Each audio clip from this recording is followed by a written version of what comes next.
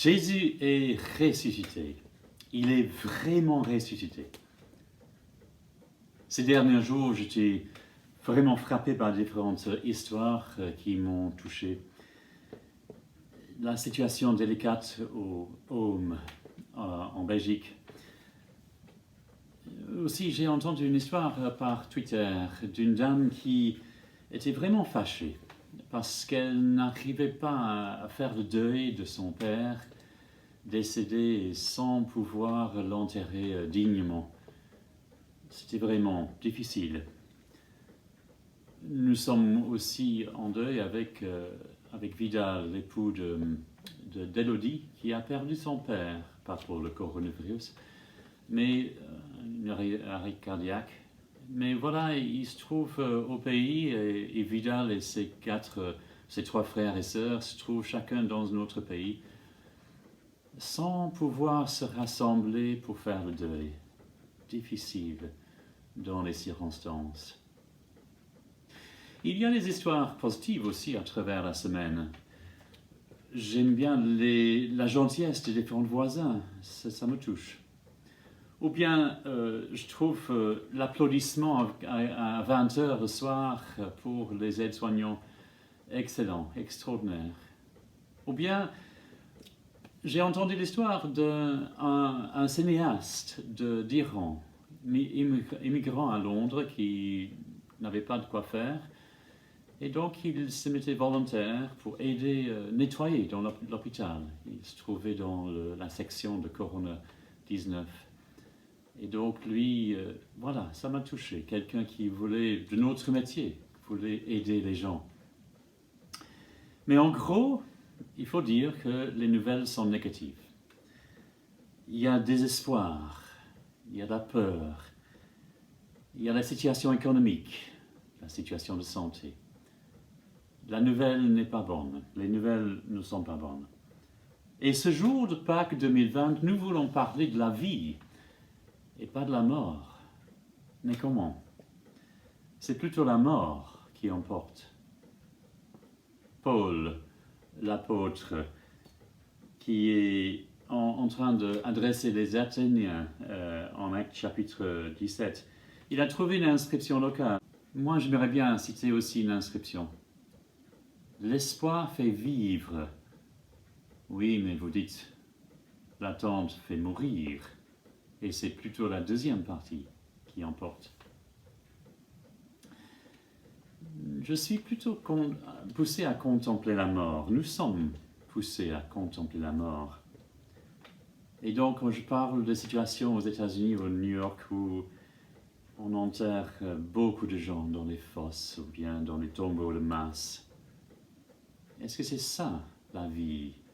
Sans espoir. On vit 80 ans et c'est tout, c'est fini. Sa vie termine ainsi. La mort, ce qui déchire la vie, on arrache la vie, c'est cruel. Nous sommes créés pour plus que ça. Il doit y avoir plus que ça. Après la mort, qu'est-ce qu'il y a? Mourir? Ecclésiaste avait bien dit, dans la vie de l'homme, l'Éternel a planté une idée de l'éternité. L'espoir alors. Mais où? Où est-ce qu'on peut trouver l'espoir? Oh, il faut la foi. Oui, bien sûr, il faut la foi. Mais je refuse de croire sans fondement. Ce serait une illusion thérapeutique. Des béquilles pour adoucir la vie, mais trompeuses. Qui peut me montrer la vie après la mort? Où chercher les réponses raisonnées? La résurrection de Jésus-Christ est un événement réel et physique, dans un jour spécifique dans l'histoire. Paul, l'apôtre, veut examiner exactement la résurrection, les faits et les conséquences dans ce fameux chapitre de 1 Corinthiens 15. J'ai demandé à Mante bien vouloir lire ce chapitre pour nous. Donc je passe le relais à Manta. Bonjour chers frères et sœurs, je vais vous lire 3 parties dans le 15e chapitre de la lettre aux Corinthiens. La première partie, c'est les versets 1 à 8, je lis au nom du Seigneur. Je vous rappelle, frères et sœurs, l'évangile que je vous ai annoncé, que vous avez reçu et dans lequel vous tenez ferme. C'est aussi par lui que vous êtes sauvés si vous le retenez dans les termes où je vous l'ai annoncé. Autrement, votre foi aurait été inutile. Je vous ai transmis avant tout le message que j'avais moi aussi reçu. Christ est mort pour nos péchés, conformément aux Écritures. Il a été enseveli et il est ressuscité le 3e jour, conformément aux Écritures. Ensuite, il est apparu à Céphas, puis aux 12.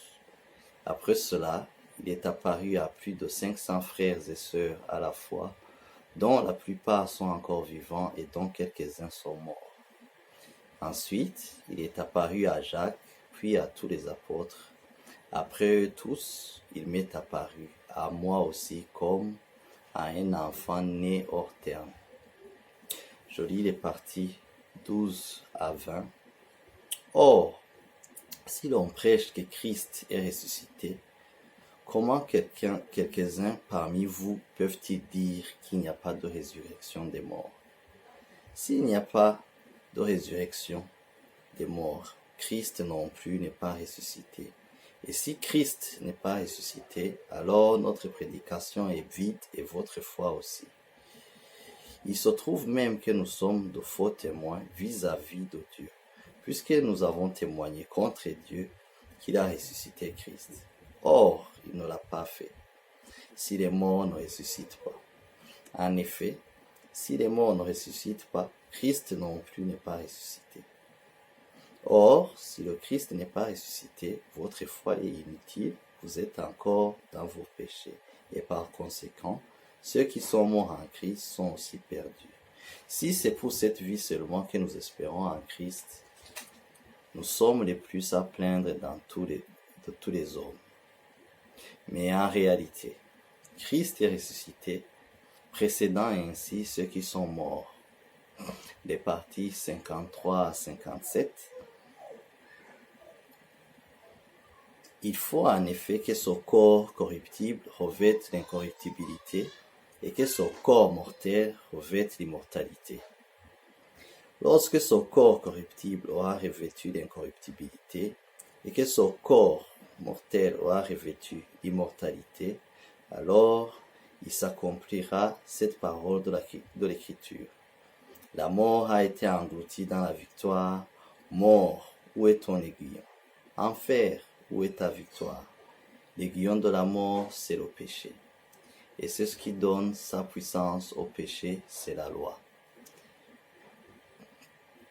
Mais que Dieu soit remercié, lui qui nous donne la victoire par notre Seigneur Jésus-Christ. Amen. Merci Manta, c'est excellent ce chapitre, bien comparti. D'abord, la vérité de la résurrection. La vérité de la résurrection. Paul insiste sur une vérité physique. Il donne une liste de tout le monde qui ont vu Jésus-Christ après sa mort, après sa résurrection. Verset 5, il parle de Pierre, les 12, jusqu'à 500 personnes, Jacques, et tous les apôtres. Et puis il parle de lui-même, Paul, mais dans des circonstances différentes. Et ajoutons à ça les témoins oculaires que nous avons dans les évangiles de tout ce que Jésus a fait. Nous avons des faits qui ont été rédigés pour nous dans les évangiles et dans les épîtres et transmises à nous jusqu'à nos jours fidèlement. Ils ont fait leur boulot afin que nous ayons des comptes rendus fidèles de ce qui s'est passé. Oh, vous dites, c'est loin tout ça. Mais le fait que c'est loin ne change pas les faits. Oh, il n'y a pas trop de monde qui croit ainsi.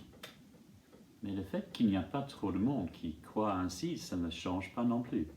Ce n'est pas vraiment la mode, certes. Mais si c'est vrai, c'est vrai. Paul va insister que c'est raisonnable à croire. Ça peut être surprenant, mais ce n'est pas illogique. Donc s'il y a l'espoir basé sur les faits, bien, et non pas sur les illusions. Donc Jésus est ressuscité. Il est vraiment ressuscité. Ça, c'est la vérité de la résurrection. Mais le chapitre se concentre beaucoup sur les conséquences de la résurrection. Quelles sont les conséquences de la résurrection? Il est ressuscité, alors quoi? Il y a un magnifique argument dans le chapitre qui veut dire qu'effectivement, si Jésus n'était pas ressuscité, alors la foi, c'est caduque, c'est fini. Ferme en boutique, pour rentrer. Non, Pierre dit, on n'est pas dupe.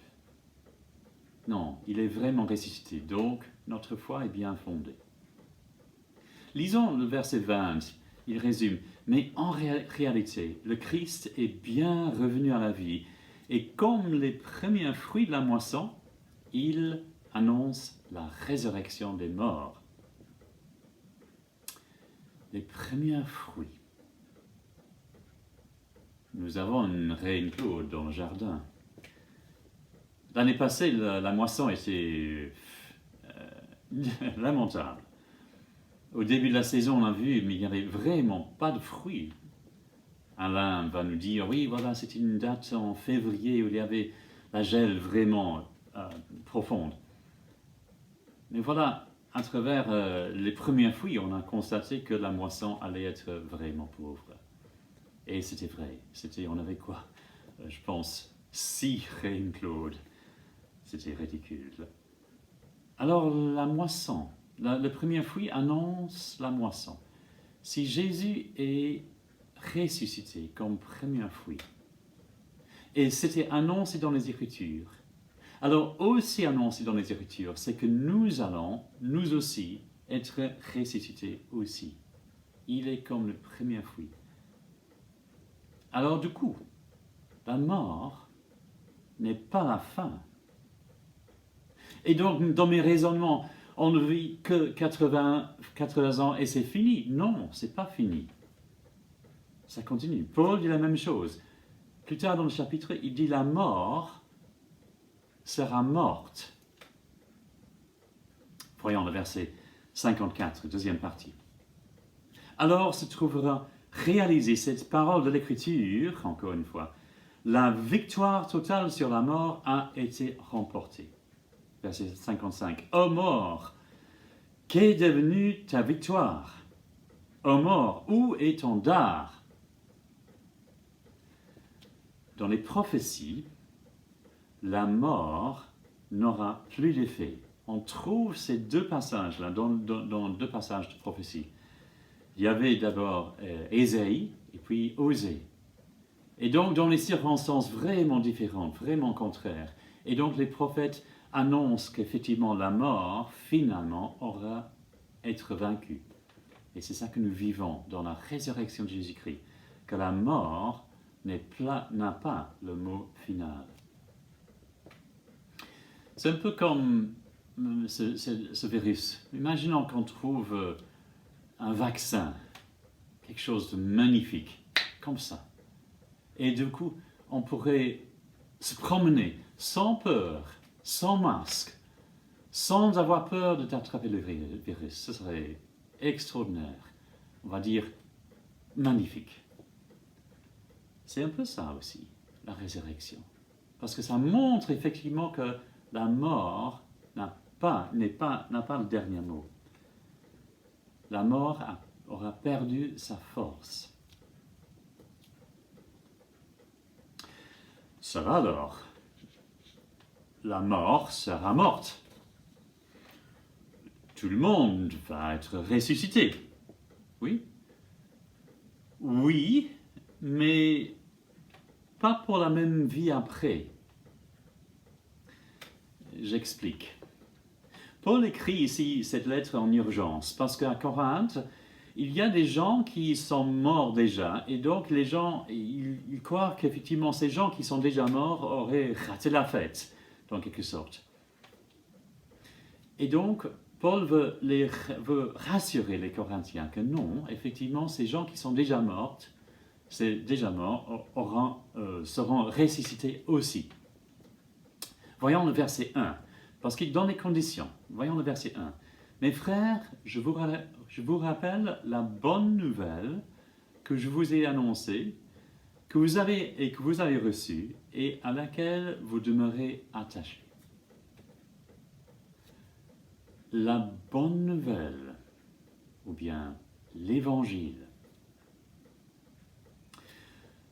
Tout dépend de ce qu'on croit et comment on le croit. Où est-ce qu'on a placé notre foi? Croire, c'est un mot que nous avons de nos jours, c'est un peu un mot qu'on peut prendre à la légère. J'ai entendu que le météo va changer. Demain, il va faire plus froid. Bon, je crois. Hein. C'est pas vraiment que j'ai mis toute ma croyance, toute ma foi dans le fait qu'il va faire plus froid demain. Je crois. Quoi. Pas plus que ça. Ici, c'est plus que simplement croire bêtement. C'est plutôt de mettre toute sa foi, de croire fermement, demeurer attaché. Ou tenez ferme dans laquelle donc vous avez persévéré, dit Paul. C'est comme le conseil de direction d'une entreprise. Quand je travaillais dans une entreprise, il y avait une restructuration et du coup, le conseil d'administration a acheté leurs propres actions en bourse, afin de donner le message que oui, la restructuration pour eux, c'était vraiment valable. Ils croyaient dans l'action de ce qu'ils voulaient faire. Et donc, pour prouver ça, ils ont acheté leurs propres actions, croyant que ça va monter. Donc, ils avaient foi dans l'action qu'ils avaient faite. Et c'est ça plutôt l'idée de croire, de mettre notre tout, d'acheter les actions, effectivement, de croire fermement, de rester fermement attaché. Agir plutôt de parler. Il y a une expression anglaise qui conduit comme ceci. Mettre ton argent là où se trouvent vos paroles. Autrement dit, agir plutôt que de parler. Alors, croire. Mais croire quoi? Qu'est-ce qu'on croit? Paul nous donne quelques éléments dans le verset 3 et 4. Lisons. Je vous ai transmis comme un enseignement de première importance ce que j'avais moi-même reçu. Le Christ est mort pour nos péchés, conformément aux Écritures. Il a été mis au tombeau, il est ressuscité le troisième jour, comme l'avaient annoncé les Écritures. Alors, pour faire partie de la moisson, pour être ressuscité avec Jésus-Christ, il faut croire dans la mort et la résurrection de Jésus-Christ. Croire dans le sens de tout mettre. Voilà les deux premiers indices. Il faut croire dans sa mort et dans sa résurrection pour être sauvé. Croyez-vous? Croyez-vous dans le sens profond, avec toute votre vie? Vous croyez vraiment qu'il est mort pour vous? Et la résurrection? Ce n'est pas irraisonnable. Il faut le croire. On a comparé le coronavirus à une autre maladie profonde, enracinée en chacun de nous, le péché. Et donc cette maladie-là, c'est notre tendance incorrigeable à rejeter Dieu. Je veux faire ma vie à ma sauce. Et ça, c'est de rejeter Dieu. De vouloir vivre ma vie comme moi je veux. Oui, je prête attention à Dieu peut-être, mais non. Profondément, ma vie est pour moi.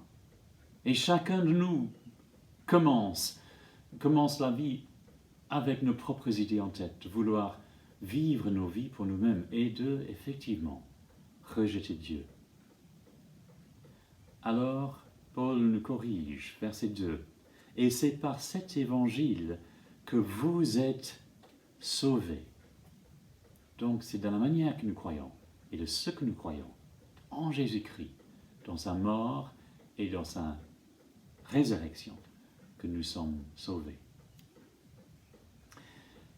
Des milliers de gens perdent la vie à travers ce virus. Je pense encore à cette dame dans un état lamentable, fâchée, sans la possibilité d'enterrer son père. Alors, quelle réponse est-ce que l'apôtre Paul, est-ce qu'il va nous donner ce matin? L'espoir fait vivre. La vie de la résurrection me donne cet espoir, ou mieux encore, une espérance solide. Et c'est une question de foi. La foi en Jésus-Christ. Il est ressuscité. Il est vraiment ressuscité.